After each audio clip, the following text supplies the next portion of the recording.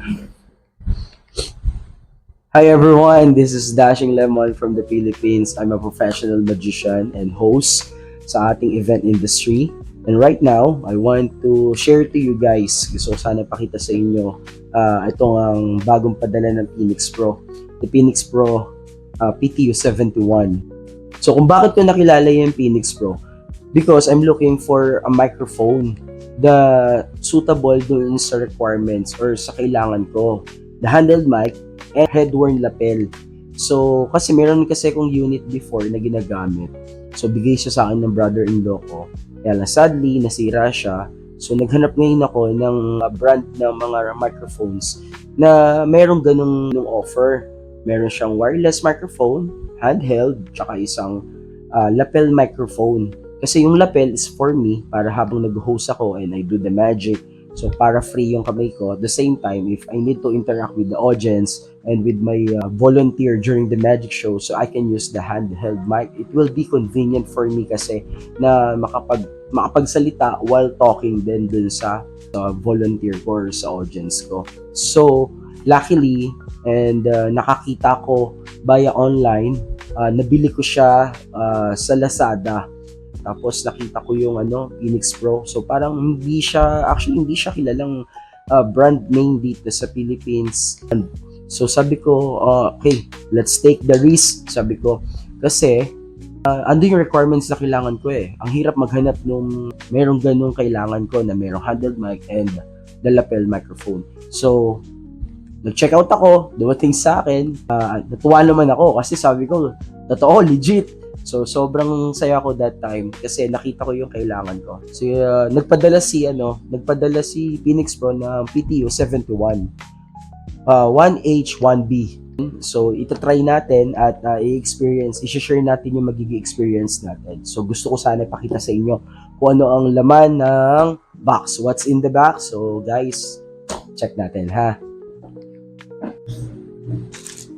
Yan.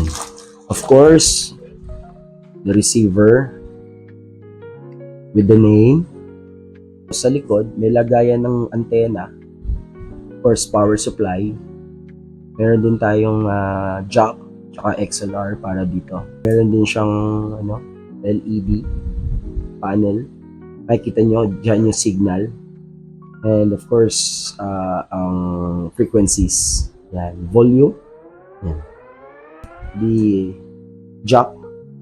Meron din tong adapter. Of course, the power supply. Sobrang haba ng cord. So, ito yung panel niya. The signals and channels. Nakalimutan ko. Antenna. So, we have to put it right here. Ayun, no? Nauna yung mga power supply and mga wires. Ayan. So, here's the microphone. The PTU 71. Meron kasi siyang special feature na auto scan. So, pag nag-scan ka, the strongest signal ibibigay ni PTU 71, ibibigay niya sa'yo para hindi ma-interrupt yung signal ninyo. So, hindi ka mag-worry sa connection. Yun yung isa sa magandang features nito. So, meron siyang auto scan. Then, of course, meron siyang kasama sa box, kasama ito para sa anti-roll. Hindi ka kakabahan na kapag nailapag mo, hindi siya gugulong like this one. Ayan, di ba? Ayan, meron din siyang lapel mic na declip right here. Ayan, so meron tayong 2 sets of batteries. So ito kasi is AA.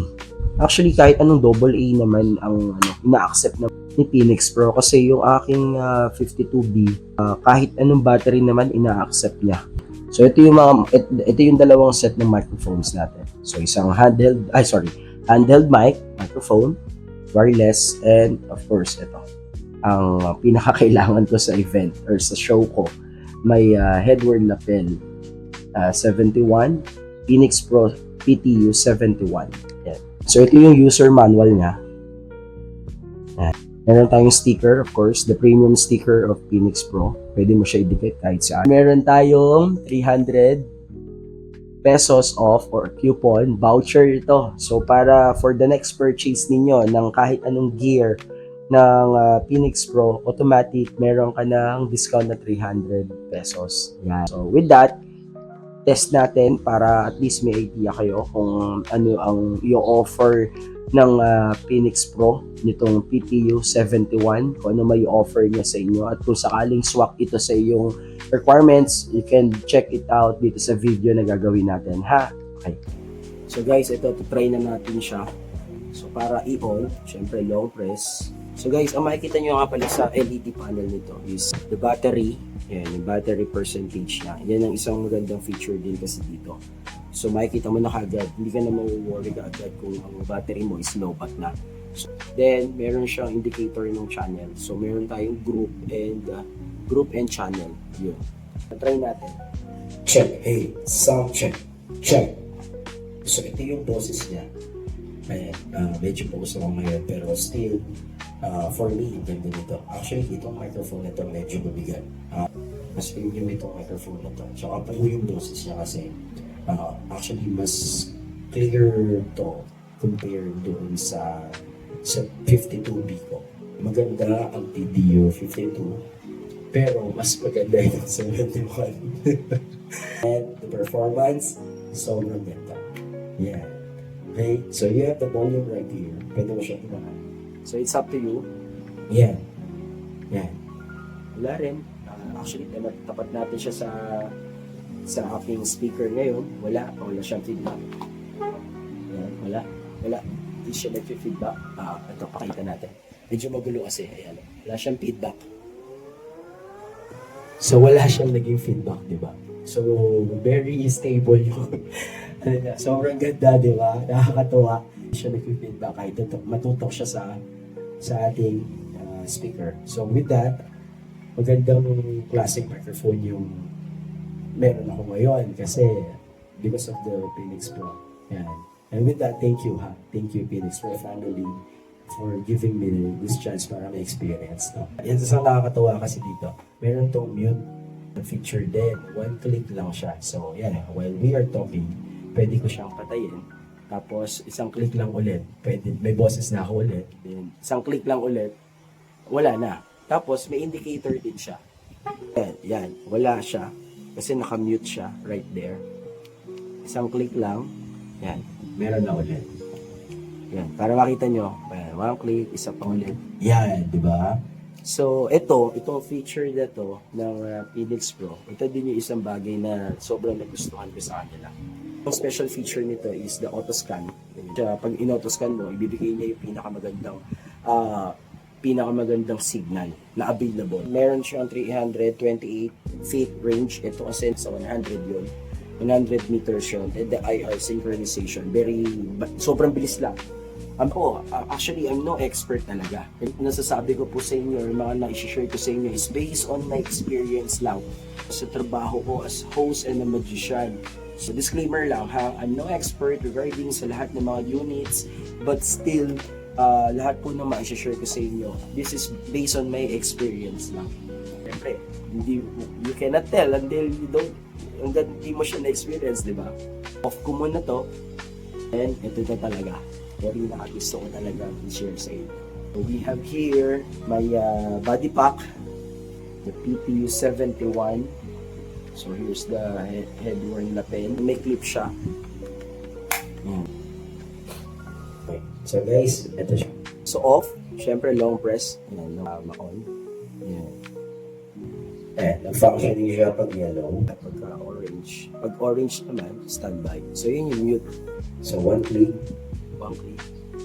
Yan. So isang click mo lang. Okay. So automatic na siya. Wala na siya ng process. Ito yung isa sa magandang feature na nagustuhan ko talaga din kay Phoenix Pro. Kailangan ko kasi na napapatay ka siya agad. I can easily put it in the mute. So very, very convenient ito for me. Mas maganda yung boses dito. Video to, so baka hindi nyo ma-appreciate masyado. Compare ko sa unang gear ko ng Phoenix Pro kasi PTU 52 at saka si PTU 71. Sa convenience, parehas sila. Sa performance, mas mataas ang 71. Kasi, ang ganda ng absorb ng boses niya. Mas malinaw. Malinaw talaga, as in malinaw. Honestly speaking, yes, I'm so amazed dito sa 71. Na-joke to ha. Sobrang ganda, sobrang linis, malinaw, matino doon sa inyo, dyan sa video. Pero most likely, ako convinced ako, satisfied ako sa performance niya. Nakakatuwa lang kasi, inaay ko kasi siya before, pero ngayon, eto na. Off ko muna. Sobrang ganda niya talaga. So, ito pala, yung pins pala natin, ito, hindi siya mahuhugot kaagad. Kasi yung iba, diroskas siya. Ito kasi, one click and pull lang. So, meron kasi siyang lock. Hindi ka na mawo-worry na mahuhugot siya. Pag nasabit, baka mamaya mahugot, di ba? Magkaroon ng problema. So, ito, yan. Hindi ka na mawo-worry. Hindi ka na mawo-worry na mahuhugot siya, mawawala. Okay? So, performance-wise, I prefer sa inyo ang 71. If you have a budget, let's go for 71 or mas higher gear ng Phoenix Pro. You put your trust. Okay? So if you may consider this video, personally, sobrang thankful ako at nakilala ko ang Phoenix Pro kasi it helped me a lot dito sa trabaho ko as a host and magician. Very convenient siya gamitin. Napakasarap niyang gamitin. User-friendly. Hindi ka niya pahihirapan. So, I'm very blessed talaga na nakilala ko siya dito because of my passion din sa pagmamagic and siguro napansin nila na I'm doing good sa craft ko using their gear. So, they consider me as one of the receiver nitong mga units na to. So, maraming salamat Phoenix Pro family. I really appreciate it. Lahat ng mga admin sobrang active. Salamat po sa inyo. Maraming salamat. And of course, we will continue to do mag-videos para sa mga gears na meron tayo. And guys, see you soon. See you around.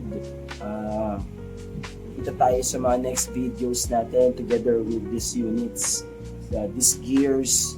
So, papakita natin kung yung mag-experience natin. So far, that's it muna for my EPT 71. Tatry natin to sa mga events. I'm so excited na gamitin to. So guys, thank you so much for watching. God bless us all. Ingat po.